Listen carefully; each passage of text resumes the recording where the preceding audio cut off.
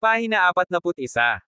Lancer, naipadala na ba ang imbitasyon para sa pre-bid conference ng Collieri Group? Hindi pa opisyal na naipapadala ang mga imbitasyon, boss. Kung ganoon, ano ang Lawson family? Paano na lang sila nakatanggap ng dalawang imbitasyon? To that, Lancer explained, ang ilan sa malalaking pamilya at conglomerate sa Cleopolis ay nasa listahan ng insider. Kaninong desisyon ito? Nang marinig ang displeasure sa tono ni Paulo, nagmamadaling nagpaliwanag si Lancer, boss, naging abala kami ni Hades sa paghahanap ng mga especially iyan ng mga kaaway. Si Daniel Robinson ang kasalukuyang namamahala sa mga gawain ng kumpanya, at siya ang pinakamagaling sa pangangalakal sa lahat ng mga sundalo sa Collieri Isla. Maaaring hindi siya namumukod tangi sa militar, ngunit tiyak na siya ay isang puwersa na dapat isaalang-alang sa merkado. Daniel Robinson. Utos ni Paulo. Kung sino man ang gumawa ng desisyon, bawiin agad ang mga imbitasyon ng Lawsons. Oo, boss. Hindi naman magtatanong si Lancer kundi sumunod lang sa utos. Pagkatapos ibaba ang tawag, tiningnan ni Paulo ang kanyang relo. 23rd ngayon. Gusto kong makita kang mag-set up ng live stream at kumain ng Shea Asterisk tea sa katapusan ng buwang ito. Sa sandaling iyon, muling nagbulungan ang mga tao. Bakit parang wala sa sarili ang dude na ito? Hindi kaya nakaranas siya ng kung anong trauma at nabaliw. Talagang mayroon siya. Kung ang isang tawag niya ay maaaring maka-impluwensya sa Collieri Group, kailangan ba niyang magmaneho ng ganoong kalaking kotse? I bet he has been boasting for so long that he's starting to believe his own words. Typical delusional behavior. Gayun din, tumingin si Peter kay Paulo na para bang siya ay isang baliw. Magaling kang kumilos, bibigyan kita niyan. Kung ayaw sana ni Caleb na sipain ang A*S mo, I'd love to continue watching you act like a mad dog. Muling nagtawanan ang mga tao, na pinupuri si Peter sa pagtawag kay Paulo na isang baliw na aso. Sa taas, gusto ni Peter na ipagpatuloy ang kanyang panunuya, ngunit ang kanyang telepono ay biglang tumunog sa oras na ito. With that, sinagot niya ito. Hey, Dad. Anong meron? What's up? Umuwi ka na, ayon. Malaki ang gulo natin. Dumagundong ang isang tinig nang matapos ni Peter ang kanyang mga salita, na naging sanhi ng pag-igting ng kanyang mga tainga. Anong nangyari, Dad? Naguguluhan niyang tanong. Binawi lang ng Collieri Group ang imbitasyon natin. Nawala na lahat ng pagkakataon natin. Ang ulo ng Lawson family ay umungal ng napakalakas kaya narinig siya ng lahat ng nasa malapit. Ang balita ay nagdulot kay Pedro na tulala, at gayon din ang iba. Ang mga imbitasyon ng Lawson ay talagang binawi. Agad na namula ang mukha ni Peter, at ang kamay niyang nakahawak sa telepono ay nagsimulang manginig din ng hindi mapigilan. Dad, I don't know anything about this. Sinabi ba ng Collieri Group kung bakit? Samantala, takot siyang tumingin kay Paulo, at naisip niyang lalabas ang puso niya sa dibdib anumang segundo. Hindi kaya. Dahil sa tawag sa teleponong iyon. Pagkabigla at pagkamangha ang bumalot sa mga tingin ng lahat habang bumabagsak ang kanilang mga panga, na tila mga imbeciles. Walang sino man sa kanila ang naniniwala na ang isang walang pera na binata gaya ni Paulo ay maaaring aktwal na masira ang desisyon ng Collieri Group. Collieri Group iyon, alang-alang sa langit. Ang kumpanyang ito ay itinuturing na pangunahing pag-iral sa 6 na lalawigan ng Hilaga. Maya-maya, nagsalita ang ama ni Peter. Hindi nila sinabi kung bakit, pero kung hulaan ko, baka may kinalaman ito sa pagbaba ng benta ng kumpanya natin. Itigil mo na ang kalokohan mo sa mga kaibigan mong hamak at bumalik ka. Sabay uwi. Sa sandaling iyon ay napabuntong hininga si Peter. Sa wakas ay makakapagpahinga na siya. Di bale basta hindi dahil sa phone call na yan. Phew, what a relief. Got it, Dad. Babalik ako kaagad kapag tinulungan ko si Caleb na maglabas ng basura. Matapos ibaba ang tawag, sinigawan niya si Paulo na may mga brasong akimbo, na nagsasabing, the asterisk man, I almost let you get away with it. You're got dumb luck, though. Collieri Group happens to readjust their policy. Sa pamamagitan nito, pinagmasdan niya ang mahigpit na pananamit ni Paulo at ang marahas na biyahe, at pinagalitan niya ang sarili dahil sa pagkakaroon ng gayong katawa-tawa. Ang mga tao ay nakahinga ng maluwag matapos marinig ang mga salita ni Pedro. Anong sabi ko? How can that broke loser be that powerful? He just got lucky. Gayunpaman, naging malungkot si Paige. Hindi niya akalain na ang pinarangalan na panauhin ng kanilang pamilya na iginiit ng kanyang ama ay talagang isang walang pera na talo at tanga. Pinapawisan mo ako ng malamig. Mas mabuting lumuhad ka at humingi ng tawad ngayon, kung hindi, susundan kita. Si Peter ay humakbang pasulong at binobola ang kanyang kamay, balak na suntukin si Paulo sa mukha. Akala niya ay pinahiyan niya ang kanyang sarili nang ipakita niya sa publiko ang kanyang naguguluhan na panig. Gayunpaman, bago pa man niya maipatong ang kanyang suntok, itinaas na ni Paulo ang kanyang kanang paa at itinapat siya mismo sa dibdib. Pumalakpak. Pinalipad si Peter ng ilang yarda ang layo, bumangga sa isang SUV sa likuran niya. Sabay tuka ng subo ng dugo. Pahina 42. Naisip ni Peter na ang kanyang dibdib ay nakaramdam ng sobrang sakit na maaaring sumabog anumang segundo. Samantala, huminga ang mga tao nang makita nila kung gaano kalubha ang pinsala ni Peter. Ipinapalagay nila na ang natalo na ito ay may kamatayang hangarin para sa pangahas na maglagay ng daliri sa isang tao mula sa pamilya Lawson. Namumula ang mukha ni Peter, at hawak niya ang kanyang dibdib habang nagmumura sa mga nagngangalit ng ngipin, "How dare you kick me? You be *starred. You're dead meat." Samantala, si Caleb ay matagal nang nauutol bago siya tuluyang dumating. Pagkatapos ay sumugod siya kay Peter, nakasquat habang nagtanong, "Peter, okay ka lang ba?" Masakit na umubo si Peter. F***sick, paano ba napakalakas ng B***starred na yan? Ito ay tiyak na dahil siya ay maaaring lumaban at hampasin ng husto kaya ako humingi ng tulong sa iyo. Nag-aalala si Caleb. Hindi mo ba nakontak si Mr. Birch? Bakit hindi siya nagpakita? Malapit na siyang dumating. Sumisingit si Peter sa nagngangalit na mga ngipin.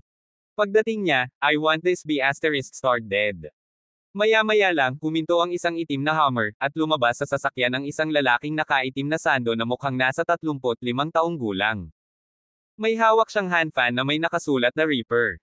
Ang lalaki ay walang iba kundi si Ashton Birch, ang kilalang Panginoon sa ilalim ng mundo ng Solaris Province. Kasama ang Seven Legends, siya ang pinakamakapangyarihang pag-iral ng Underworld, pangalawa lamang kay Boss Jarrett. Nang makita niya ang dami ng tao sa harapan, lumapit siya nang nakakunot ang noo. Matapos itulak ang mga manunood, agad niyang natagpuan si Peter sa lupa. "Peter, anong nangyari sa'yo?" Hiniling sa kanya ni Peter na puntahan si Young Master Caleb, pero sinong mag-aakalang ito ang una niyang nakita pagkarating niya. Isang kislap ng liwanag ang bumungad kay Peter nang makita niyang dumating na si Ashton. Dahil doon ay nagpumiglas siya sa pag-upo, ngunit hindi matiis ang sakit kaya napangiwi siya at napangiwi. "Ashton, sa wakas nandito ka na. Anong nangyari, Peter? Sino ang gumawa nito sa iyo?" Si Ashton ay palaging kaakibat ng Lawsons. Binigyan siya ng mga Lawson ng pinansyal na suporta, at sa turn, inayos niya ang kanilang istorbo para sa kanila. Kamakailan lamang, narinig niyang iniugnay ng mga Lawson ang kanilang sarili sa Collier Group. Kaya naman, lalo siyang naging tumutugon sa pamilya. Itinuro ni Peter si Paulo, na nagsasabing, siya iyon. Nibut niya ako. Kasunod nito, tumulo ang dugo sa sulok ng kanyang mga labi, at nagsimula siyang huminga. Dahil doon, tuwid na tumayo si Ashton at tumingin kay Paulo ng masama. "Ikaw ba yung B***starred na nanakit sa kapatid ko dito?" Nang marinig ng mga tao ang pangalang Ashton Birch, nagmamadali silang umatras. Isa siya sa mga kilalang Panginoon sa ilalim ng daigdig ng Solaris Province, at ang kanyang mga alipin ay pawang mga cold-blooded na lumalabag sa batas. Walang maglalakas loob na manggulo sa kanya. Gayunpaman, walang pakialam si Paulo kung siya ay isang Panginoon ng Underworld o ang hari ng isang imperyo, dahil kailangan niya matakot kay Ares, ang Diyos ng digmaan. Samantala, nilinggan ni Caleb si Ashton at pinatunayan, oo. Siya nga. "Mr. Birch, siya ang gumawa ng kalituhan sa piging ng kaarawan ng aking ama at nasugatan pa si Peter. Kailangan mong ipakita sa kanya kung sino ang amo." Bilang tugon, pinaikit ni Ashton ang kanyang mga mata at umiling, "Hindi mo ba alam na may mga taong hindi mo kayang makipagkulitin?" "Well, nagkataon lang na wala pa akong nakilala na hindi ko kayang makipagkita." Tumayo si Paulo habang nasa likod ang mga kamay, mukhang nakolekta. "Kung ayaw mong matapos like Lawson, iminumungkahi kung isipin mo ang sarili mong negosyo. Ang karamihan ay ginawang tulala. Baliw ba ito, Pipi, o pareho? How dare he talk to Ashton like that? May death wish siya diba? Hahaha." Sa sobrang galit ni Ashton ay napahagalpak siya ng tawa. "Sa tingin mo may peking balls ka, eh. Una, sinasaktan mo si Peter, tapos ngayon tinatakot mo ako. Anything wrong with that?" Ngumisi si Paulo. I'll have you know that there are some people you can hindi ko kayang manggulo, halimbawa, isang tulad ko. Ikaw peking anak ng Turk. Dumagundong si Ashton habang iniikot ang kanyang papel na pamaypay, na nagpapakita ng mga salitang world peace. Natakot ang mga mata ng madla nang makita ang mga salita, dahil ang ideya ng Reaper ng kapayapaan sa mundo, ay nangangahulugang walang awa at pagpapatawad. Dahil doon, tumingin ang mga tao kay Paulo na para bang siya ay isang tao sa bingit ng kamatayang ito. Imbes na masama ang loob nila sa lalaki ay kinaiinisan pa nila ito sa takot na makaladkad din sila dito. Narito at masdan, tumikim si Paulo at sinabing, disenteng sulat kamay. Hindi ko ito matatawag na isang gawa ng sining, bagaman. Ikaw. Si Ashton ay namumula sa galit, dahil walang sino man ang nangahas na baliwalain ang kanyang kataas-taasang kapangyarihan bago ito. Mayroon akong daan-daang mobster sa aking utos. Sa sandaling magbigay ako ng salita, wala nang matitira sa inyo. Habang nagsasalita, inilabas niya ang kanyang telepono para tawagan ang kanyang mga tauhan. Mga mobsters. Kumunat ang noo ni Paulo habang kinukuha ang Northern Draken tag mula sa kanyang bulsa, malinaw na sinabi, nagkataon lang na nakakuha ako ng isang kayamanan. Narinig ko na partikular itong ginagamit upang pamahalaan ang mga mobster tulad ng ikaw. Pabalik-balik na tumangala si Ashton at nagkataong napunta ang kanyang tingin sa Northern Draken tag, na naging sanhi ng pag-alog ng kanyang kamay at ang pagbagsak ng telepono sa lupa. Tiyong Northern Draken tag. Napailing siya na maging ang kanyang mga pupils ay nanginag. Paano mo nakuha ang Northern Draken tag? Para malaman ko yan at para malaman mo. Minsan lang kita tatanungin, susunod ka ba sa tag na ito? Pahina 43. Nataranta, bumagsak si Ashton sa lupa kasabay ng isang kalabog. Ibinagsak na rin niya ang kanyang paper fan sa lupa, hindi na ang hambog na lalaki na siya ay ilang segundo ang nakalipas. Hindi ito tulad ng patuloy siyang nagdudulot ng gulo sa harap ng Northern Draken tag. Nakatalikod ang mga mesa, at si Ashton ay nakadapa na ngayon, nakaluhod na parang pagong doon at pagkatapos. Anong nangyayari? Naging pangamba ang karamihan. Si Ashton ang kilalang Panginoon sa ilalim ng mundo ng Solaris Province, at ang mga may parehong kapangyarihan at reputasyon ay si Boss Jarrett at ang Seven Legends lamang. Gayunpaman, hindi nila inaasahan na si Ashton, na karaniwang kilala rin bilang Reaper, ay lumuhad sa 20 taong gulang na lalaking ito. Sa partikular, si Paige ay napailing sa kaibuturan. Maaaring hindi alam ng karaniwang mamamayan ang Northern Draken tag, ngunit alam niya. Ito ang koronang hiyas ng kanyang pamilya at ang dahilan kung bakit nagawang manatiling nakatayo sa hilaga ang kanyang pamilya. Pagkatapos ay naalala niya kung paano pinakitunguhan ng kanyang ama, si Uncle Gavin, at Tita Charmaine si Paulo ng may sigasig at mga pahiwatig ng pagiging alipin. Walang alinlangan na may kinalaman ito sa Northern Draken tag. Gayunpaman, siya ay sobrang galit na galit noon na hanggang ngayon ay hindi pa rin siya nakakaalam. Sa pagkakataong iyon, lalo siyang nabigla na ang kanyang mahigpit na lolo ang nagbigay ng tag sa binatang ito, dahil ito ang tunay na biyaya at pagkilala. Sa puntong ito, naging komplikado ang kanyang tingin kay Paulo. Samantala, pumunta si Paulo kay Ashton at itinulak ang Northern Draken tag sa kanyang mukha. Tingnan mong mabuti. Naghahanap ako, hinahanap ko. Ito ang unang pagkakataon na nakita ni Ashton ang Northern Draken tag para sa kanyang sarili, at naisip niyang huhuberin niya ang kanyang pantalon.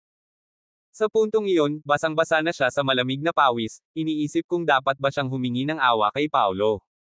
Naalimpungatan naman si Caleb nang makita ang kinikilos ni Ashton. Inaasahan na niyang tatayo ang lalaki para sa kanya, pero sinong mag-aakalang luluhod siya kaagad kapag nabunot ni Paulo itong kahoy na bagay.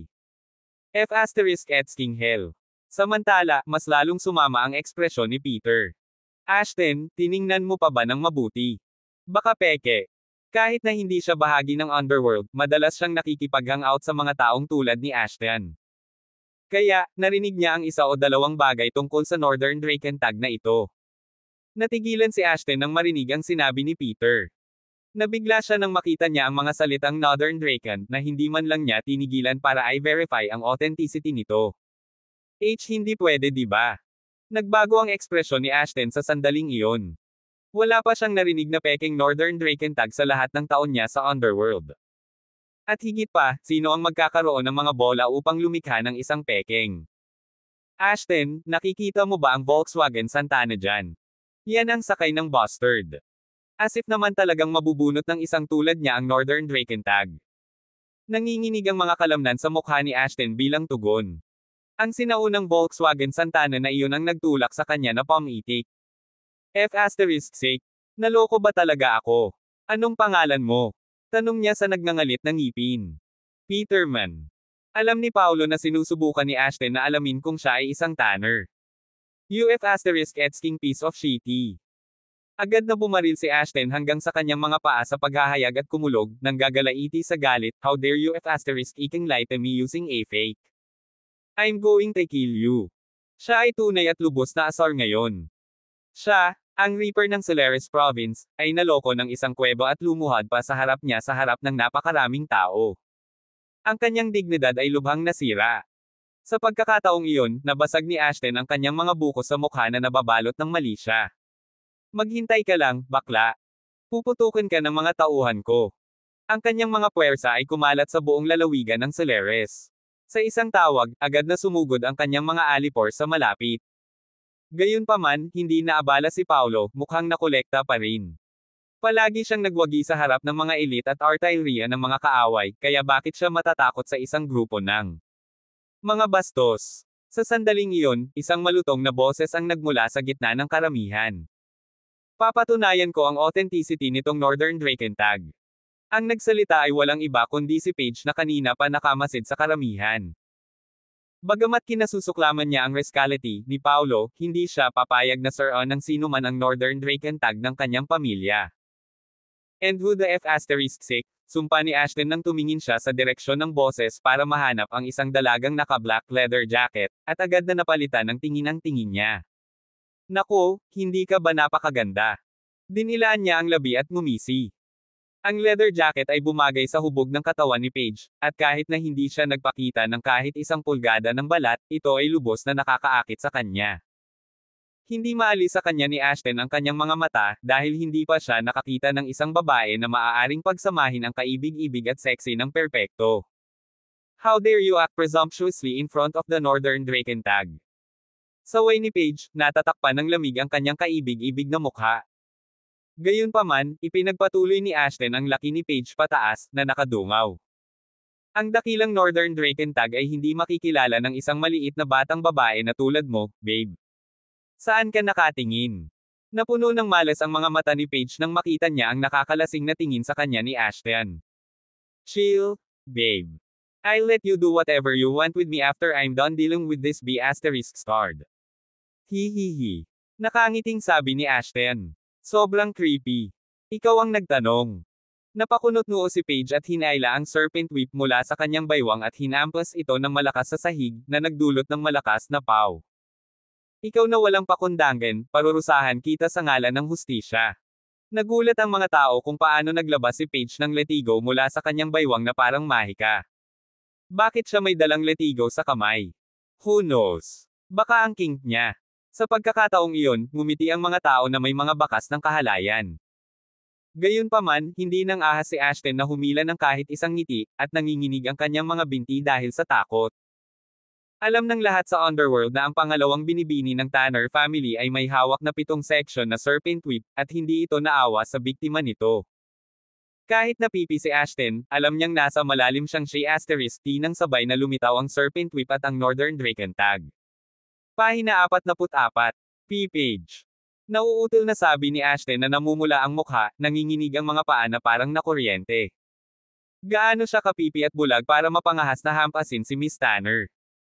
I'm sorry, Miss Tanner. Bumagsak si Ashton sa lupa kasabay ng isang kalabog at humingi ng awa kay Paige. Bago pa makapag-react ang mga tao, inihampas na ni Paige ang kanyang letigo habang sumisigaw, sorry. It's too late for that. Sa malutong na paw, marahas na hinampas ng serpent whip ang likod ni Ashton, at ang tela ay agad na napunit, na nagsiwalat ng crimson whip mark. Napangiwi si Ashton sa sakit, walang lakas ng loob na gumawa ng ingay habang nagngangalit ang mga ngipin. Ang lahat ay nabigla sa mga pangyayari, dahil wala sa kanila ang nag-isip na ang inosenteng mukhang dalagang ito ay maaaring maging napakalupit. Gayunpaman, ang mas nakakagulat ay ang Reaper ay hindi nang ahas na gumawa ng tunog nang siya ay hinahagupit. Kasabay nito, ang lahat ay nagsimulang tumingin sa isa't isa, nagtataka kung sino sa mundo ang mainit na batang babae na ito. Si Peter at Caleb naman ay lalong natulala. Sa kanilang isipan, si Ashton ay isang taong maaring gawin ang sino man na gawin ang anumang gusto niya. Pero ngayon, nakayuko siya sa harap ng isang babae na parang aso. Mr. Birch, anong ginagawa mo? Nanlaki ang mga mata ni Caleb sa hindi makapaniwala.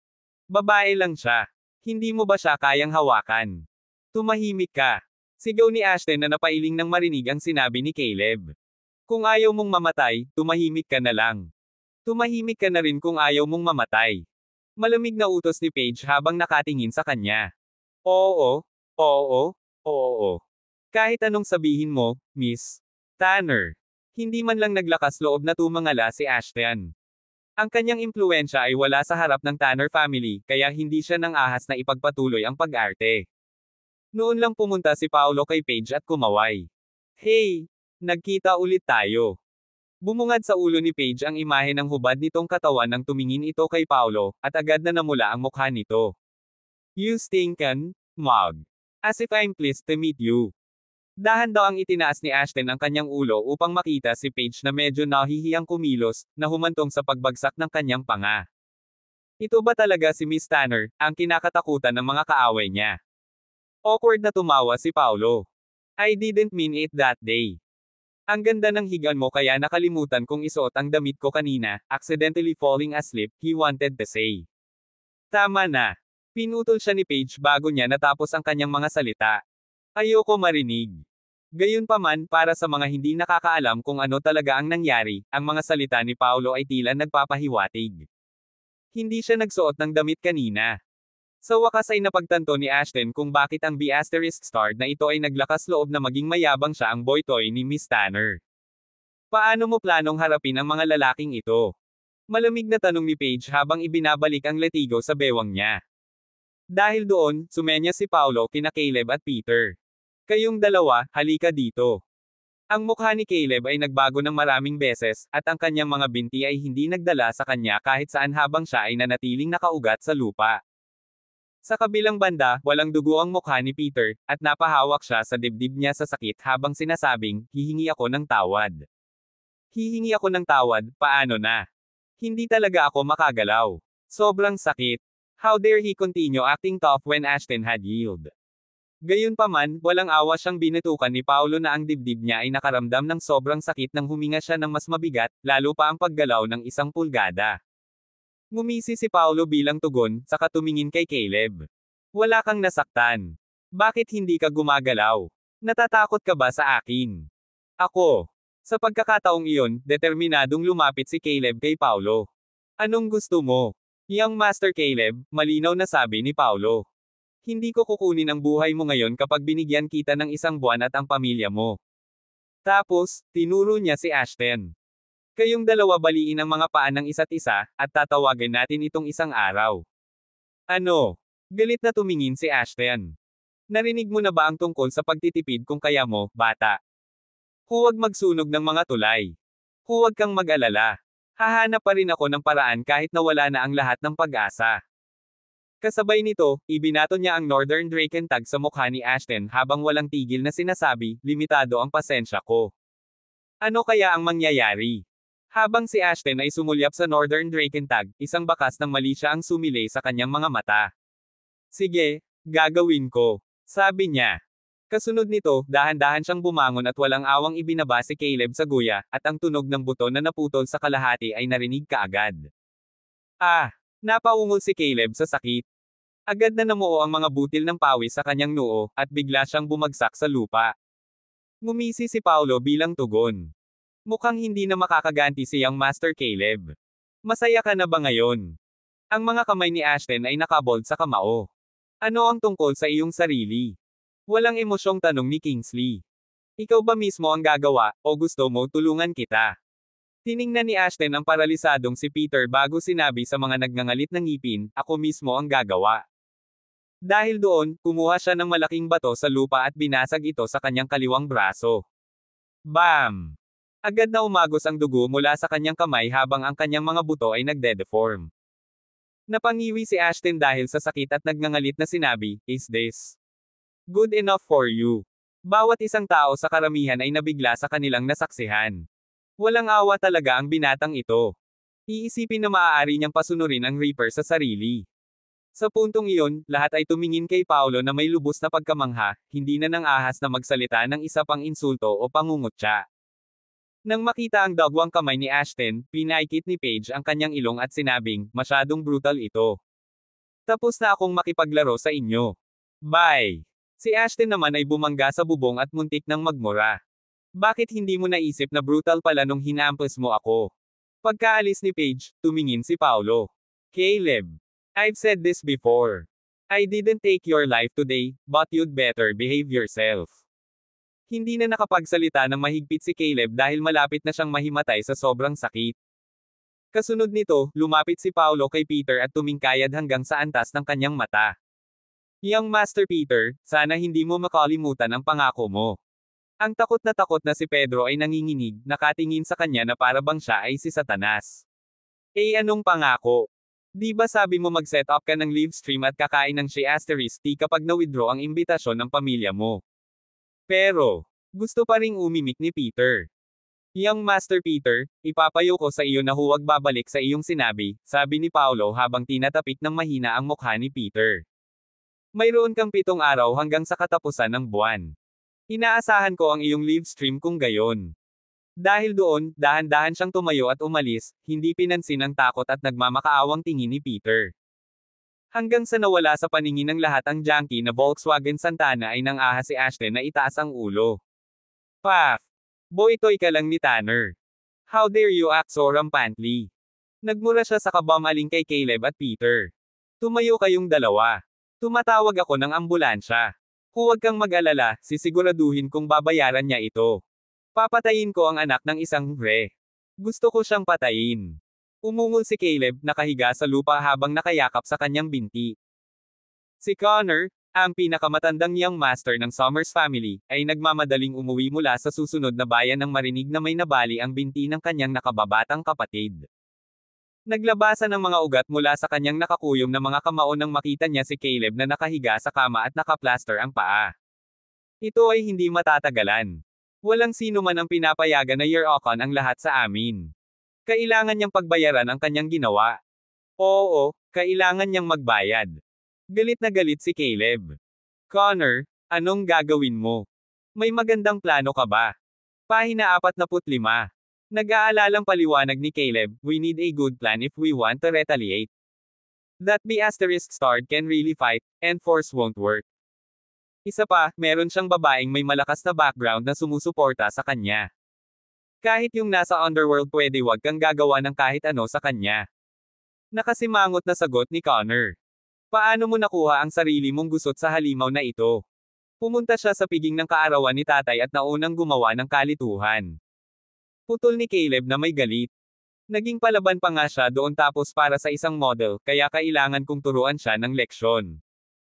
At that, he punched the bed and bellowed, nasira ang birthday banquet ni Dad, but that B** starred went home with the model. Siguradong magde-date ang dalawa ngayon. I'm pecking peace. F***sake. After my leg heals, I'm going to make that model mine. I want that B** star to watch me F***seek his woman.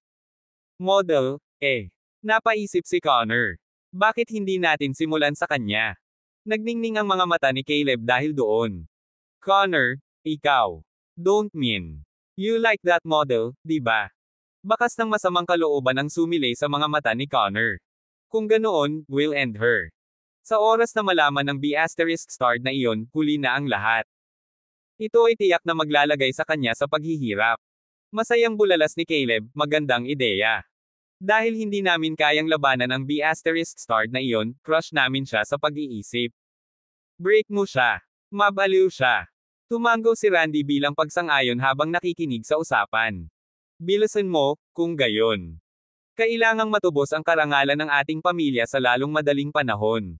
Sa kabilang banda, walang ideya si Yulie sa plano ng mga Summer. Nakipag-rendezvous siya kay Paolo para sa tanghalian noong 2 p.m. pagkatapos ng trabaho para pasalamatan siya sa pagligtas sa kanya sa Summers residence noong isang araw. 1:30 PM na nang pumasok si Paolo sa Reed Modeling Agency, at habang hahanap na sana siya ng pwesto para hintayin si Yulia na makaalis sa trabaho, sumigaw ang isang babae, "Security! Nasaan ang security?" Napalingon si Paolo, at ito ay walang iba kundi ang babaeng nakita niya sa Somers residence Kayla. Matapos masugitan ng husto ni Paolo, kinailangan ni Kayla na magpagaling sa ospital sa loob ng isang solidong linggo bago siya makabalik sa trabaho. Hindi lamang ito nagkaroon ng mahalagang pag-endorso, ngunit nakuha rin ng iba pang mga modelo ang kanyang mga mapagkukunan. Galit na asar si Kayla nang makitang muli si Paolo kaya't nagngangalit ang kanyang mga ngipin hanggang sa halos mag-crack ang mga ito. Nang marinig ang sigaw ni Kayla, tumakbo ang isang binatilyo na naka-security uniform. "Ano ang maipaglilingkod ko sa iyo, Miss Reed? Hindi mo ba magagawa ang trabaho mo ng tama? Paano mo papasukin kung sino lang?" Putol ni Kayla sabay turo kay Paolo. "Hindi mo ba alam na maraming baliw na fans at pervert ang makakahanap ng kung ano-anong paraan para makalusot?" Napakamot sa ulo ang security. Wala naman siyang ginawang out of line, though. "Hindi ko naman siya mapipigilan sa pagpasok, di ba?" Sampal.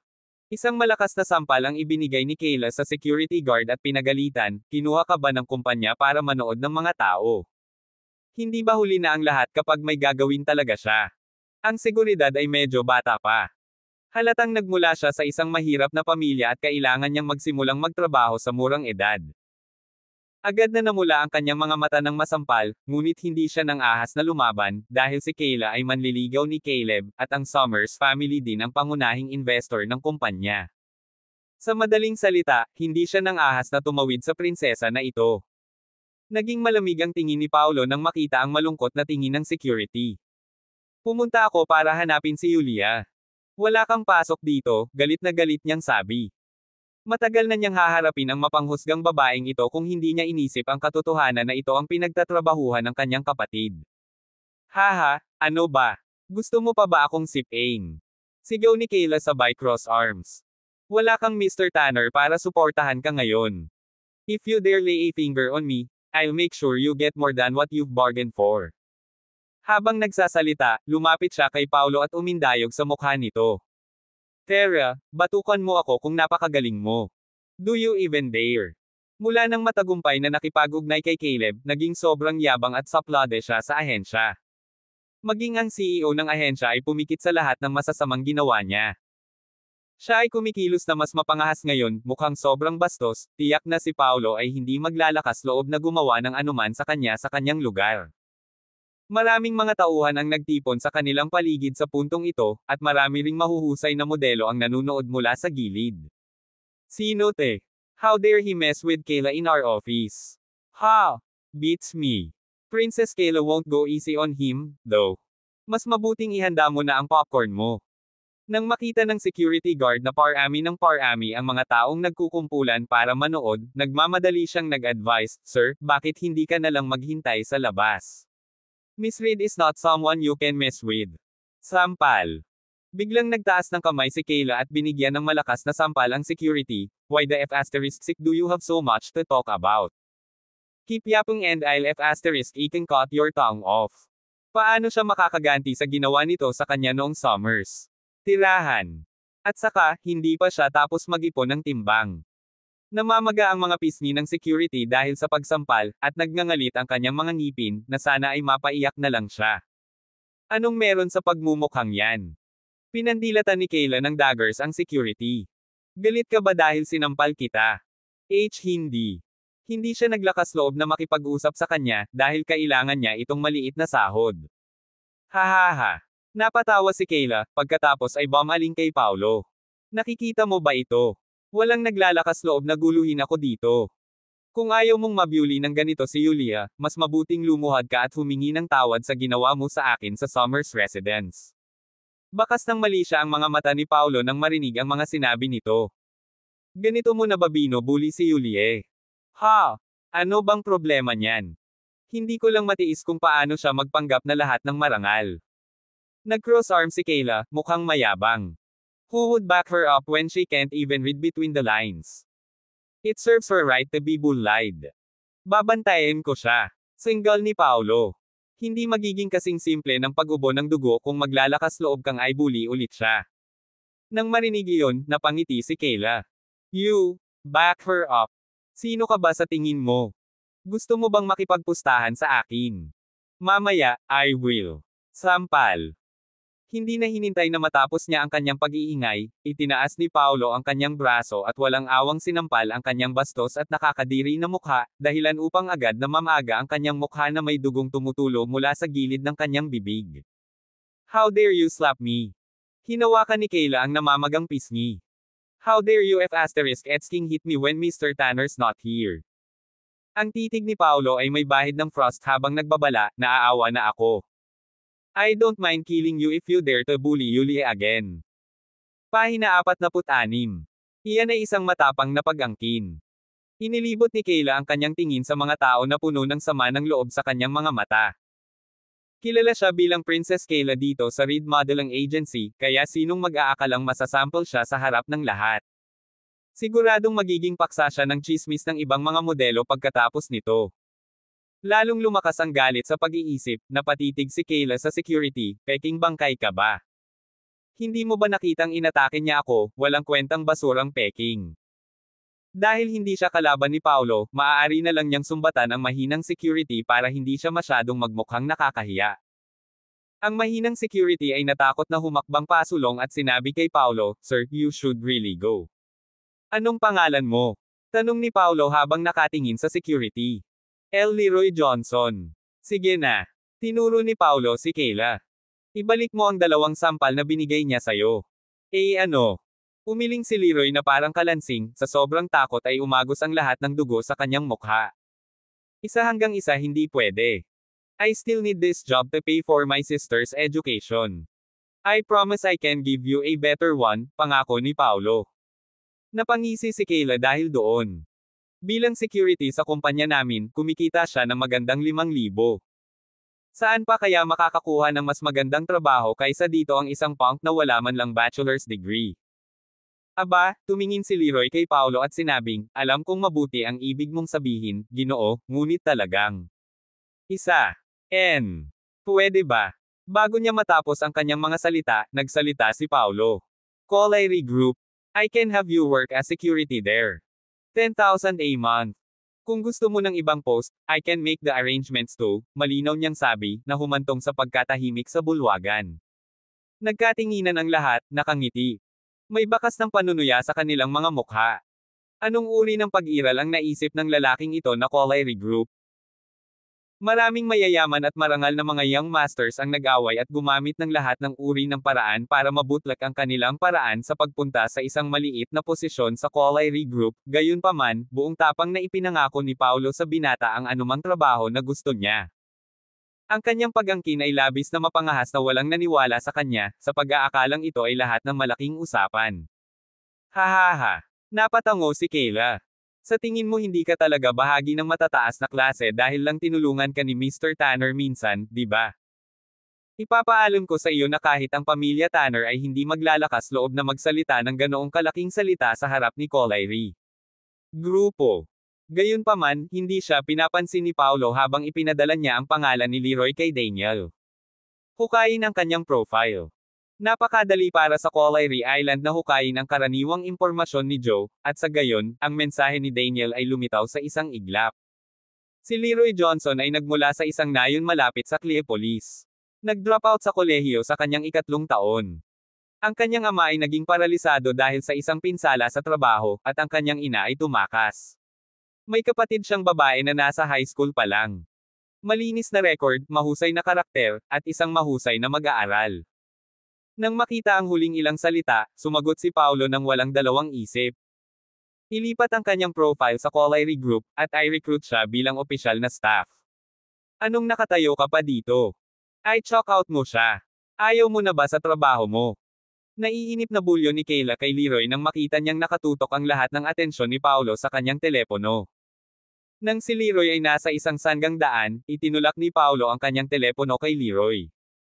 Ito ang opisyal na website ng Collieri Group. Tingnan ang pinakabagong impormasyon sa pangangalap ng tauhan. Kahit nalilito, ginawa pa rin ni Leroy ang sinabi sa kanya. Ni-recruit ng Collieri Group si Mr. Leroy Johansson bilang opisyal na kawani ng kumpanya. Ang iyong posisyon ay pipiliin sa pag-uulat para sa tungkulin. Ay ito. Mariing pinaikit ni Leroy ang kanyang mga mata sa hindi makapaniwala. Ako ba ang tinutukoy nila? May kilala ka bang ibang Leroy Johnson? Ngumuso si Paulo. Naging official staff na ba talaga ako ng Collieri Group? Hindi naman ako nananaginip ah. Napasigaw si Leroy habang umiiyak sa tuwa. Ano? Napailing ang lahat sa lobby nang marinig ang cheer ni Leroy.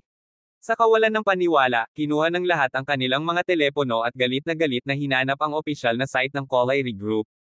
Ay real. Ito ang personnel transfer notice. I'm saying it too. Hindi naman fake kung nasa official site diba? Good grief. His position will be chosen upon reporting for duty. Ibig sabihin pwede siyang pumili ng kahit anong trabaho na gusto niya. Ang bawat isang tao sa karamihan ay lampas sa pagkagulat. Sinong mag-aakala na ang security guard na ito na dati nilang minamaliit ay maaaring pumili ng anumang trabahong gusto niya kapag ang mga anak ng mga dignitaryo, mayaman, at maharlika ay kailangang mag-away hanggang kamatayan para sa isang posisyong clerk lang. Lumilipad talaga ang mga baboy. Nakangiting sabi ni Paulo kay Leroy, ano pang hinihintay mo? Gumanti ka. Nag-alinlangan lang si Leroy ng ilang segundo bago niya nilapitan si Kayla, at sinabing, lahat ng tao ay ipinanganak na pantay-pantay, ngunit hindi mo man lang ako itinuring na isa. Ngayon, magiging mapangahas na ako sa sandaling ito para isara ang aking mababang buhay. With that, nagtaas siya ng kamao at sinuntok sa mukha ni Kayla. Bam! Ang malakas na suntok ay nagpalipad kay Kayla, ang kanyang bibig ay bumubuga ng dugo at ang kanyang kaliwang pisngi ay namamaga sa isang nakikitang bilis. Napabuntong hininga ang karamihan sa mga pangyayari. Ang isang tapat na lalaki ay maaaring nakakatakot kapag sila ay pagod na sa pang-aapi. At muli, walang tumayo para kay Kayla. Ang ilan sa mga modelo ay nakakaramdam ng schadenfreude. Bakit ka huminto? Natarante si Paulo na si Leroy ay nakaugat sa pwesto matapos maghagis ng isang suntok. Ang suntok na ito ay para bayaran ang lahat ng kahihiyan na pinahirapan niya sa akin. Nagniningning ang mga kislap ng kailan-awan sa mga mata ni Leroy. Ngunit kung magpapatuloy ako, hahayaan ko ang aking sarili na sumuko sa kasamaan, at ang kalikasan ng mga bagay ay hindi. Pareho N.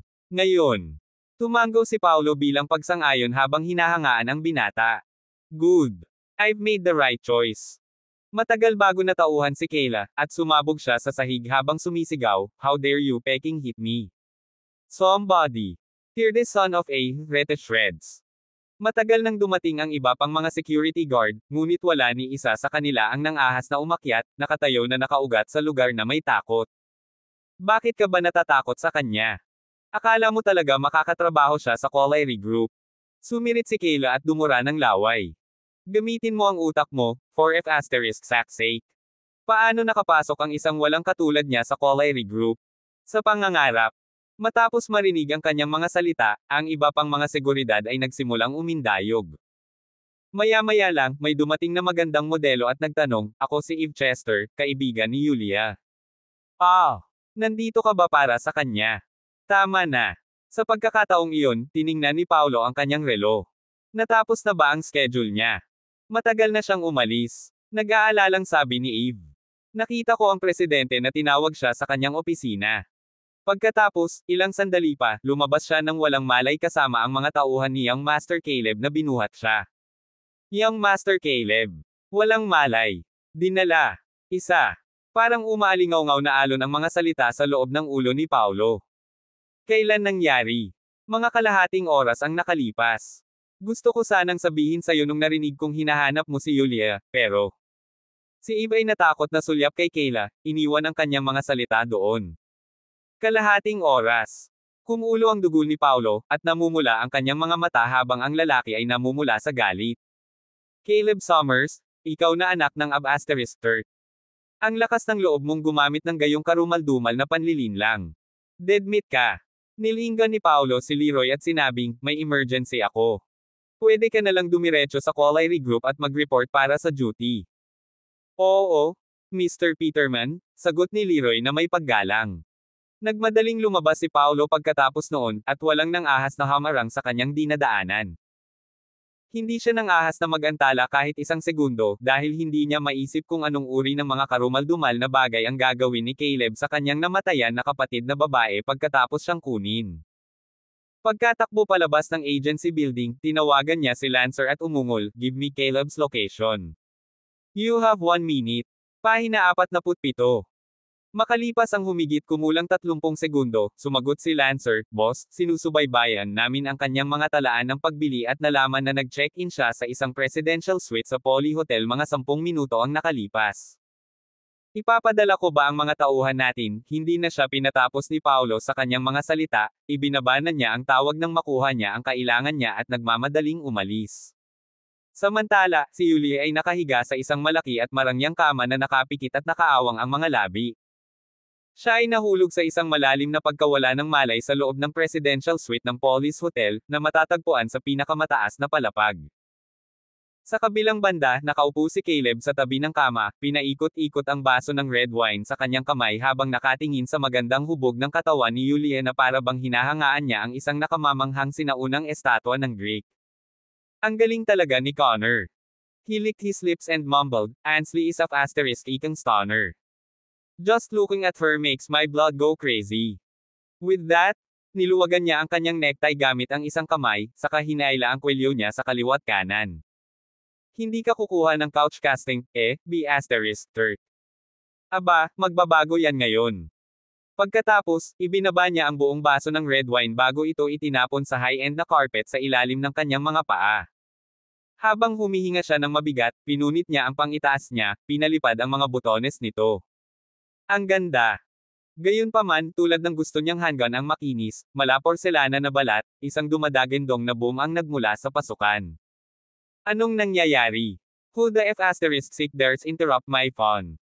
Umuungal si Caleb habang nakaupo siya sa sama ng loob, ngunit sa isang segundo, ang kanyang mukha ay naging malungkot, at isang hindi magandang pakiramdam ang bumalot sa kanyang kalooban. Paanong may pumapasok pa kung 12-dosenang bodyguards ang inilagay niya sa entrance? Dahil doon, nagmamadali siyang nagsuot ng sando at tumakbo palabas ng kwarto na nakasaklay.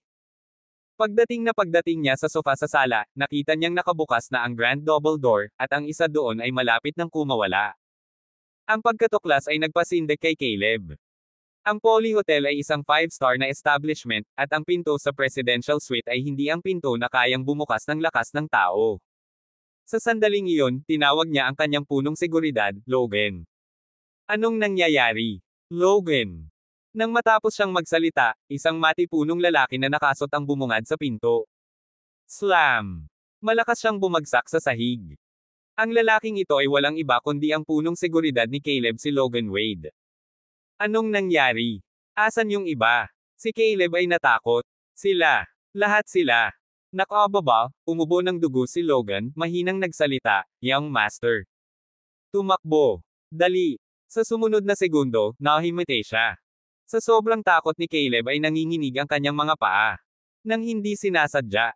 Si Logan at ang lahat ng kanyang mga bodyguard ay mga veterano, at bawat isa sa kanila ay maaaring pigilan ang 10 ordinaryong tao. Gayunpaman, lahat sila ay nahulog. Nangangahulugan lamang ito na ang sinumang dumating ay nagdala ng higit sa 100 backup. Sino sa mundo? Dahan-dahan siyang umatras, iniisip kung sino iyon. Gayunpaman, hindi niya masabi kung aling big shot ang nasaktan niya kahit anong pilit niya. Sa sumunod na segundo, isang matangkad na figure ang pumasok sa silid sa ilalim ng kanyang nakakatakot na tingin. Tapikin, tapikin, tapikin. Ang bawat hakbang niya ay tila dumapo sa kanyang puso. Ay ikaw pala.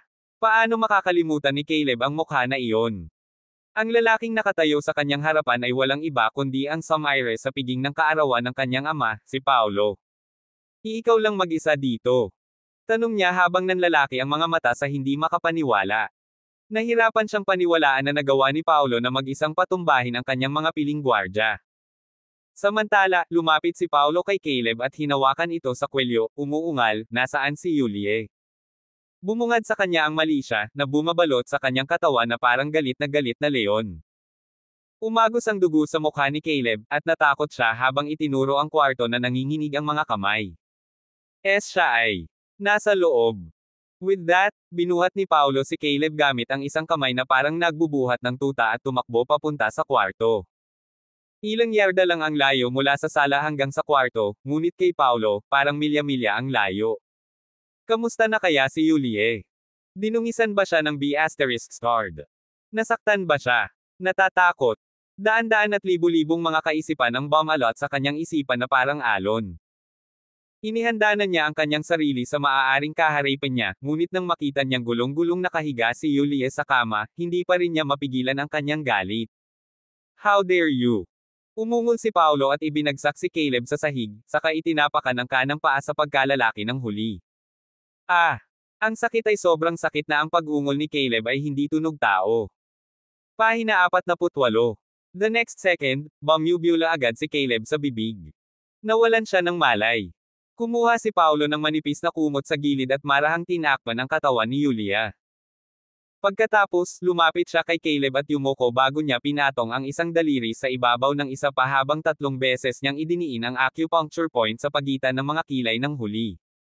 Ah! Napaungol si Caleb sa sakit habang dahan-daang iminulat ang kanyang mga mata. Pagkatapos, ang sakit sa pagitan ng kanyang mga binti ay nagsimulang kumalat muli. Sa sobrang sakit niya ay bumuhos ang malamig na pawis sa kanyang mukha habang nanginginig at nagtanong, anong sinusubukan mong gawin? Papatayin kita. Ang mahinang boses ni Paulo ay puno ng pamatay na layunin. Don't kill me. Sa takot, nanginginig si Caleb habang humahagulgol, I didn't touch her. Not even a finger. Malamig ang titig ni Paulo habang nakanguso, had I arrived 1 second too late, you would have done something to her, diba? Ang kanyang mga mata ay namumula habang ang aura sa kanyang paligid ay puno ng layuning pumatay. Humihikbi si Caleb at sinabing, ang buong bagay na ito ay hindi ko ideya. Ang kapatid ko ang nag-ayos nito. Huwag mo akong patayin. Kung gusto mong pumatay ng tao, sa halip ay patayin ang kapatid ko. Walang makakataka sa inyo. Malamig ang boses ni Paulo. Ang Summers family. Wala ni isang tao sa Summers family ang makakaligtas sa parusa. Nang makita niya ang nagngangalit at nakamamatay na hangarin sa mga mata ni Paulo, nanginginig na nakiusap si Caleb, kailangan ba talaga? Babae lang yan. Kailangan mo bang lipulin ang buong Summers family para lang sa kanya, bago niya matapos ang pagsasalita? Natapakan na ni Paulo ang kanyang bibig. Baka matanggal mo yung mabahong bibig mo. Agad na nalaglag ang maayos na hanay ng mapuputing ngipin ni Caleb. Ang kanyang bibig, na ngayon ay puno ng dugo, ay mukhang mas nakakatakot kaysa sa mga demonyo ng impyerno. Matalim ang tingin ni Paulo habang malamig na pinaalalahanan si Caleb, I've said it before sa Randy's birthday banquet, I'll give the Summers family 1 month to move out of Summers residence. How are the preparations going? Nang marinig iyon, ang lalaki ay labis na natakot kaya ang kanyang mga mata ay umikot pabalik sa kanyang ulo. Wala silang ginawang anumang paghahanda, dahil ang lahat sa Summers family ay walang pakialam sa mga salita ni Paulo. Mukhang hindi mo ako pinakinggan ng pamilya mo. Habang nanunuya si Paulo, tumayo siya at kinarga si Yulia. Pagkatapos, sinabi niya nang hindi lumilingon, ang iyong mga aksyon ngayon ay nag-udyok sa akin ng walang katapusan. Bibigyan kita ng isa pang 5 araw ng higit pa. Kung ang iyong pamilya ay hindi pa lumilipat sa Summers residence noon, sisiguraduhin kong babayaran mo lahat ng utang, luma man o bago. Habang nakaakbay si Yulia, lumabas si Paulo sa Poly Hotel. Then, he dialed Keen's number. Matapos marinig ang balita, nagmamadaling lumapit ang babae at ibinalik si Yulia sa inuupahan niyang apartment. Inalagaan niya si Yulia hanggang sa magkamalay si Yulia bago umalis na may kasiguraduhan. Gayunpaman, natakot si Keen na mag-alala si Yulia, kaya hindi niya sinabi ang tungkol kay Paulo. Sa halip, pinapahinga na lang niya si Yulia sa bahay. Kasabay nito, si Caleb ay isinugod sa ospital at ipinadala sa operating room sa unang pagkakataon. Pagkatapos ng operasyon na tumagal ng ilang oras, umiling ang doktor habang sinabi niya kay Randy, paumanhin, Mr. Summers. Ang iyong Master Caleb ay nagdusa ng matinding pinsala, kaya ang kanyang kakayahan sa ilang aspeto ay maaaring. Ano? Ang kakilakilabot na balita ay labis na nakakagulat. Bumalik si Randy sa upuan niya. Sa isang iglap, tila umabot na siya ng hindi bababa sa 10 taong gulang. Unti-unti na siyang nakabawi pagkatapos ng mahigit 10 minutong pagkatulala. Habang nagngangalit ang kanyang mga ngipin, siya ay may nakakatakot na ekspresyon sa kanyang mukha habang sinabi niya kay Connor Summers na nakatayo sa tabi niya, "Mag-hi-ganti. Dapat akong mag-hi-ganti. I'll make that Peterman guy wish he was dead." Pagkatapos ng 2 araw na paggamot sa ospital, dinala si Caleb pabalik sa Summers residence sa ilalim ng utos ni Randy. Pagkatapos, kinuha ni Randy ang pinakamahusay na pribadong doktor sa Cleopolis, dahil natatakot siyang baka lalo pang magdusa ang kanyang bunsong anak. Nakahiga si Caleb sa kama, parang multo ang mukha. "Dad," sabi ng Peterman guy na yun ay darating siya at babayaran niya tayo pagkatapos ng 5 araw. May 3 araw na lang. Katatapos lang niyang magsalita nang lumapit ang mayordoma ng Summers family at magalang na nagulat, "Old Master Summers, Young Master Caleb, may naghatid ng sulat kanina." "Anong sulat? Dalhin mo dito." Kinuha ni Randy ang sulat at binuksan. Agad na nagsalubong ang mga kilay niya nang matapos niya itong basahin. Sa liham may isang mensahe na nagsasabing, "Umalis ka sa summer residence sa loob ng 3 araw. Kung hindi, pupunta ako doon para bayaran ka. Sa iyo talaga, Paulo Peterman." Outrageous. Ito ay outrageous. Hinampis ni Randy ang kanyang kamao sa mesa. "How dare a mere orphan threaten our family? Ako ba, Randy Summers, wala sa kanya?" Pinaikit ni Connor ang kanyang mga mata. "Dad, dahil darating siya sa loob ng 3 araw, bakit hindi tayo maglagay ng bitag at hulihin siya?" "Oo. Tama ka." Lumingon si Randy kay Caleb. "Caleb, makipag-ugnayan muli sa Reaper na iyon. Sabihin sa kanya na dalhin ang kanyang mga tauhan dito sa loob ng 3 araw. Ibibigay namin sa kanya ang anumang halaga ng pera na hilingin niya." Ngumiti ng masama si Caleb. "Sige. Tatawagan ko si Ashton ngayon din. Sa 3 araw, hindi na aalis dito ng buhay ang Peterman na iyon." Pagkalipas ng 2 araw, gabi na bago ang final showdown. Nasa kwarto niya si Paulo habang sinasabi niya sa mahinang boses sa telepono, "Lancer, handa na ba ang lahat?" "Oo, Ares. Ang 50,000 piling sundalo sa buong lalawigan ng Solaris ay nagtipon na lahat sa Cleopolis. Handa kaming maglunsad ng pag-atake sa Summers residence anumang oras." "Good. Ay standby sila doon para maghintay ng mga order. Naiintindihan mo, Ares?" Matigas na tugon ni Lance bago niya idinagdag, "At saka, marami kaming na-detect na figure ng underworld na umaasenso sa Cleopolis, karamihan sa kanila ay mga tauhan ni Ashton. I'm guessing it might have something to do with our operation tomorrow. Shall we set up makeshift barricades para ilayo sila sa labas ng lungsod?" Hindi na iyon kakailanganin. Isang malamig na tingin ang sumilay sa mga mata ni Paulo. "Kung hilingin nila ang kamatayan ng labis, pagbibigyan ko ang kanilang mga kahilingan." Sa sandaling matapos siyang magsalita, ang hangin sa gabi ay nagsimulang umihip habang ang mga ulap ay tumatakbo sa madilim na kalangitan. Ang isang nagbabantang aura na nagbabantang magdulot ng matinding kaguluhan ay umiikot sa hangin sa itaas ng Cleopolis. Samantala, ang mga ilaw mula sa mga gusali ay nanatiling maliwanag at hindi nababagabag sa ilalim ng kalangitan sa gabi. Sa sandaling iyon, lasing na nagpieste si Ashton sa hapagkainan na may isang magandang babae sa magkabilang braso. Magkaharap na nakaupo sina Randy at Connor, pinag-uusapan kung paano nila aalisin si Paulo bukas. Suot-suot ni Kayla ang bagong binili niyang singsing habang ngumisi, sunod-sunod na ubas ang ipinupukol sa bibig ni Caleb. Ang lahat ay tila gaya ng karaniwan. Sa kasamaang palad, wala sa kanila ang nakadama ng rumaragasang bagyo na nakatago sa ilalim ng kalmado, at lahat sila ay walang kamalay-malay sa kanilang kakilakilabot na pagbagsak pagkatapos ng gabing ito. Maagang kinabukasan, ang langit ay mapula. Iniulat pa ng weather forecast na maaaring magkaroon ng malakas na pagkidlat-pagkulog ngayong araw. Maagang lumabas si Rin para sa trabaho ng umagang iyon. Habang nagmamaneho siya, nasulyapan niya ang malalakas na ulap ng ulan na tila naninindigan sa lungsod. Napabuntong hininga siya. Uulan na naman. Boom! Boom! Boom! Sa sandaling matapos siyang magsalita, ang sunod-sunod na pagsabog ng tunog ay biglang umusbong sa kalangitan. Sa isang tuwid na linya, 6 na fighter jet ang nag-zoom sa kalangitan sa mababang altitude. Iyon ay, noon lang napansin ni Rin ang tungkol kay Cleopolis ngayon. Sa bawat intersection, malaki man o maliit, may nakatalagang ganap na armadong sundalo, na nakabantay. Sa pangunahing kalsada, sunod-sunod na dumaan ang mga sasakyang militar. Mayroon ding mga helicopter na pininturahan ng military green na lumilipad sa kalangitan, na nagpapataasan ng sound waves pagkatapos ng bawat isa. Ang buong lungsod ay tila nahulog sa isang estado ng digmaan. Pahina 49. Is this some kind of military exercise? O may taong importanteng darating ng personal? Hindi lang si Rin, pati lahat ng nakakita sa eksenang ito ay pare-pareho ang iniisip. May malaking bagay na nangyayari sa Cleopolis ngayon.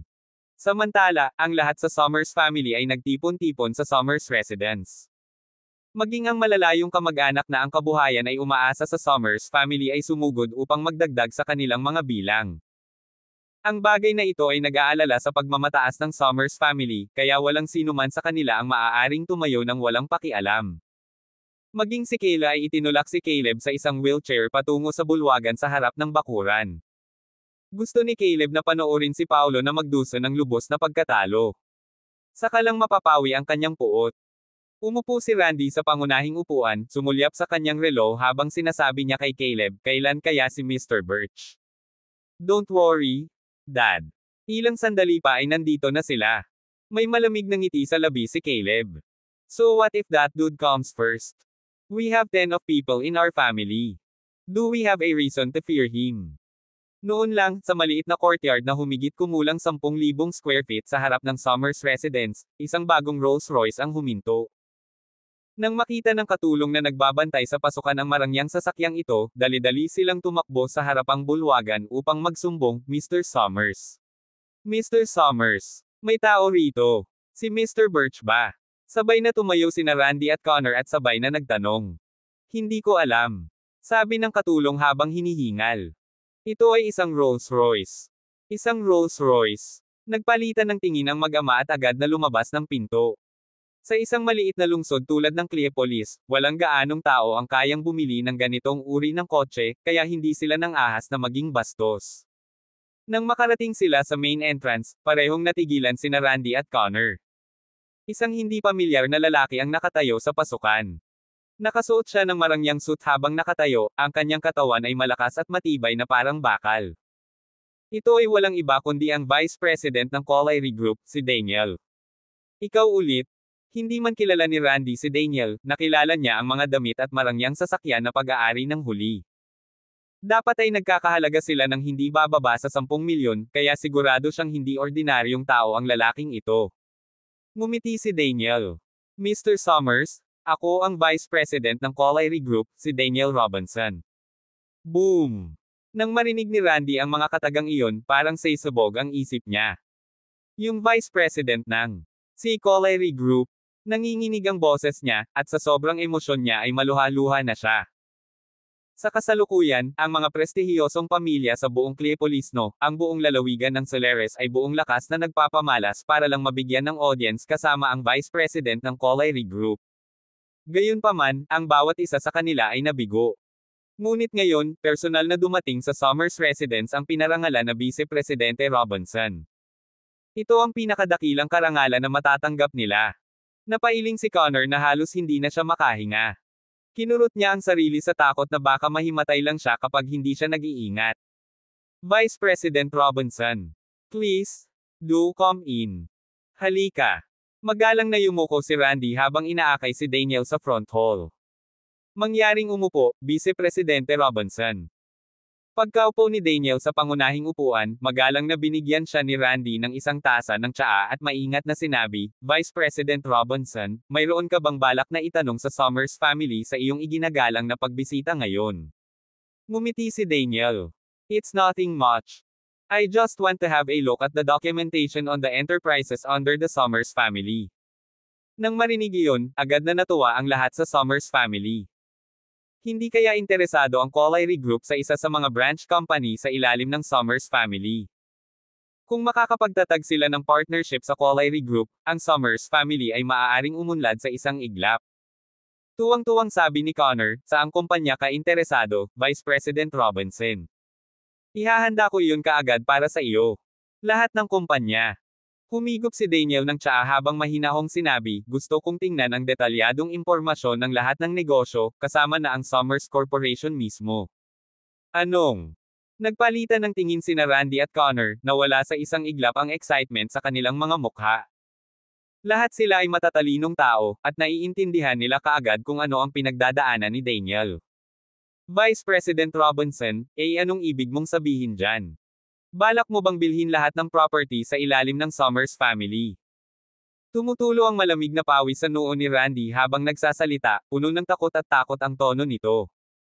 Kung gusto ng Collier Group na lumunin ang lahat ng ari-arian na pagmamay-ari ng Summers family, hindi sila makakalaban. Bahagyang umiling si Daniel. Hindi ako nandito para bumili nito. Ang sarap pakinggan, kung ganoon. Ang galing. Matapos marinig na hindi ito isang pagtatangka na bilhin ang ari-arian, nakahinga ng maluwag si Randy at ang iba pa. Gayunpaman, nakaka-relax lang sila nang marinig ang pagpapatuloy ni Daniel, it's not a purchase, it's a takeover. Nang sirain ni Paolo ang Summers family, ang mga negosyong nasa ilalim nila ay walang mamumuno sa kanila. Ang kanyang misyon ay ilista ang bawat huling bahagi ng mga ari-arian ng Summers family sa ilalim ng Collier Group. Takeover. Nagkatinginan ng mga miyembro ng Summers family, wala ni isa sa kanila ang naiintindihan ang ibig niyang sabihin doon. Vice President Robinson. Magsasalita pa sana si Randy nang makarinig siya ng mga sasakyang nagpeprino sa pasukan, at may hindi bababa sa 12-dosenang mga kotse mula sa tunog nito. Sino ang nandito ngayon? Pahina 50. Isang katulong ang pumasok at nagulat, narito si Mr. Birch. Agad namang natuwa si Randy sa balita. Bilisan mo, papasukin mo si Mr. Birch. Nang matapos siyang magsalita, pumasok si Ashton sa mismong pinto, natatawa habang hawak niya ang isang pamaypay na may nakasulat na salitang Reaper. Hahaha. Long time no see, Mr. Summers. Mr. Birch, sa wakas nandito ka na. Sabay na tumayo sina Randy at Connor para salubungin siya. Kakapasok lang ni Ashton sa front hall nang makita niya si Daniel na nakaupo sa main seat. Agad siyang natigilan at nag-alinlangan.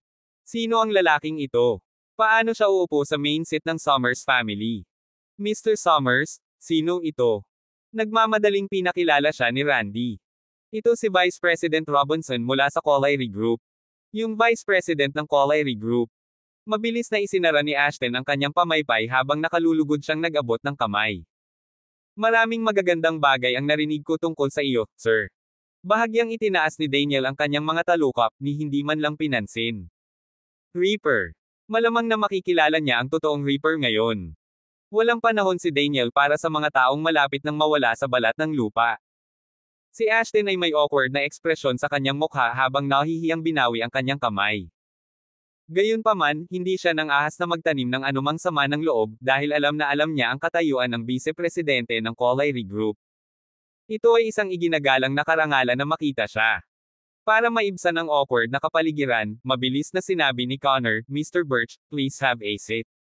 Let us proceed with the discussion for our next plans. Hindi ako makakaupo ngayon. Sinampal ni Ashton ang sarili sa ulo. Nagulat ako nang makita ko si Mr. Birch kaya may nakalimutan akong importante. Nagsimula siyang maglakad palabas habang sinabi niya sa mag-ama, bilasan mo.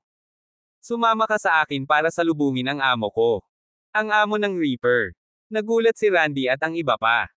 Hindi nangangahas na magmukhang bastos, lahat sila ay nagmamadaling sumunod sa labas. Even Caleb urged Kayla to push him outside to welcome this person.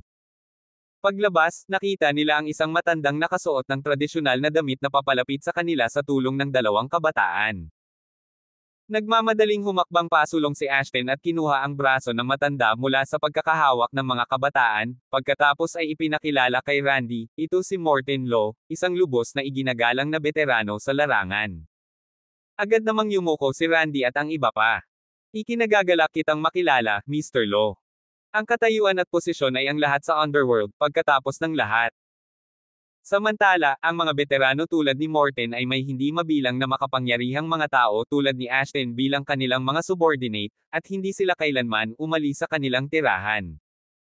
Gayunpaman, kung gagawin nila, tiyak na darating ang isang makabagbag damdamin at madugong bagyo.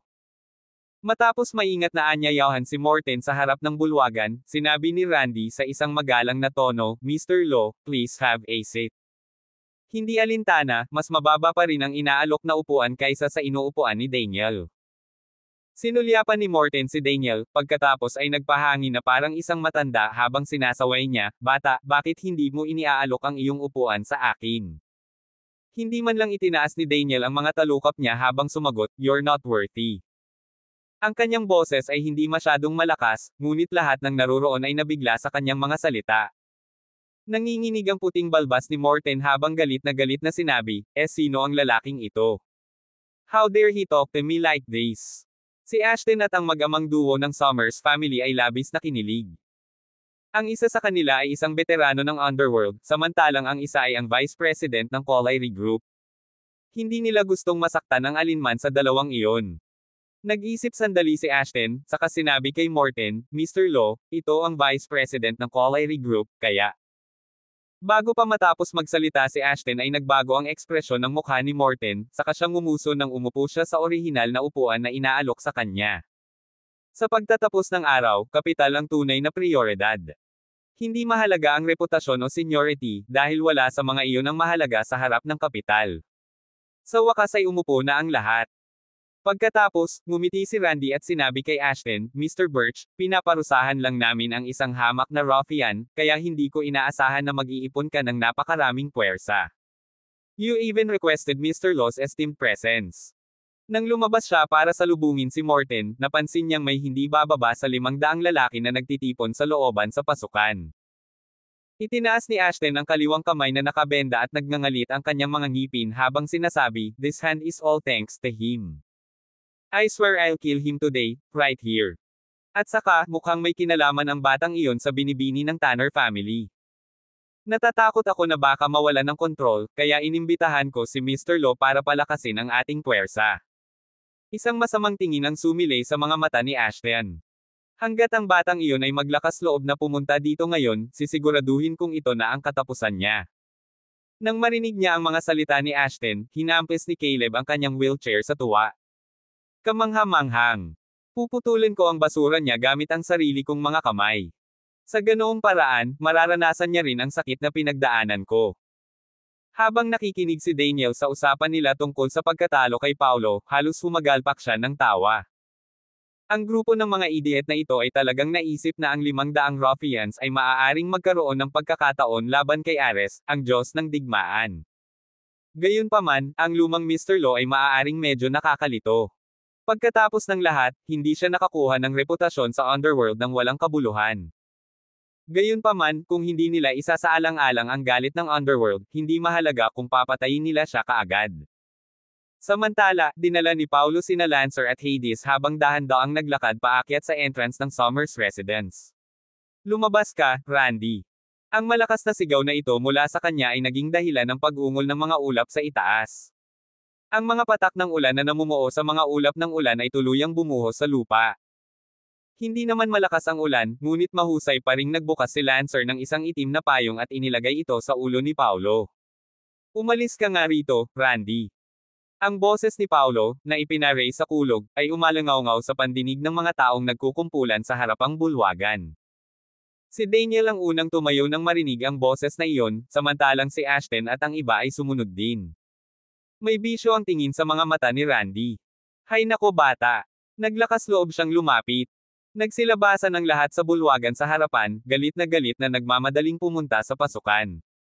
"Paulo, matapang ka, ibibigay ko sa'yo yan. Naglakas loob ka pang pumunta sa Summers. Paninirahan upang matugunan ang iyong sariling kamatayan." Kumunat ang noo ni Connor at pinandilatan si Paulo habang sumisigaw ito sa malakas na boses. Malamig ang boses ni Paulo. "At sino ka?"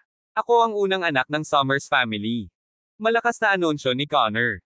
"Inistorbo mo ang piging ng kaarawan ng tatay ko at ginawa mong inutil ang katawan ng kapatid ko. Ngayon, naglakas loob ka pang ang pilitin ang pamilya ko na umalis. Sisiguraduhin kong matatapos mo ngayon." Sa tabi niya, sinabi ni Ashton sa madilim na boses, "Peterman, sobra mong pinahahalagahan ang iyong sarili. 2 tao lang ba ang dala mo? Lumingon ka at tingnan mo. Itong 500 lalaki ay pumunta dito lalo na para sa iyo ngayon, kailangan mo lang maghintay para sa ang iyong kamatayan." Ngumisi si Paulo. Ang unang anak ng Summers family. The Reaper. "I'll deal with you later. Sa ngayon, may tanong ako kay Randy." Galit na galit si Randy. How dare you iking act like that kahit mamamatay ka na? Hindi pinansin ni Paulo ang galit niya habang malakas na nagtanong, Randy. Isang tanong para sa iyo. Pag-aari ba ng Summers Residence ang lupang kinatatayuan mo? Nang marinig iyon, nagbago ang ekspresyon ni Randy. Anong ibig mong sabihin? Isa pang tanong mo. Hindi ka ba natatakot sa mga multo kapag natutulog ka sa gabi, alam mong ninakawan mo ang mga Peterman ng kanilang lupain?